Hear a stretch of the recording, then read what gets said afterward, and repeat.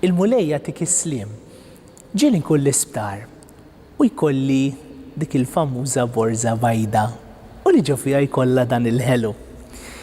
Ġieli nkun ħanat il-ħelwa u jgħidli dak li kun le fader ma nieħux ħelu. Però din hija ħelwa li ta' min jieħodha. U meta nkun qed nitħaddet ma' ħutna l-morda, ġieli jkunu huma stess li jitolbuni waħda minnhom.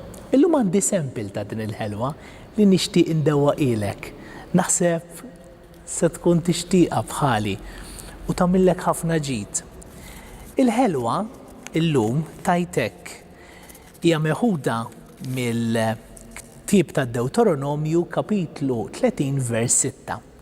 Għamlu l-ħila u qawwu qalbkom, tibżawx u titredux qudiemhom, għaxu il-mulej Alla tiegħek se jimxi miegħek, mhux se jħallik u anqas jitilqek. Immaġina ftit kif din il-ħelwa tiġi fidejn ħutna l-morda. Ara kemm jeħdu kuraġġ. Forsi dak li kun ikun qed jistenna xi riżultat jibes u l-istennija tar-riżultat ħallilu toma morra. Però meta jkun waħdu fil-kamra jgħid iwa ħanara daqsxejn dil-ħelwa ħax tgħidli. U jisma' din il-kelma, għamel il-ħila u qawwi qalbek.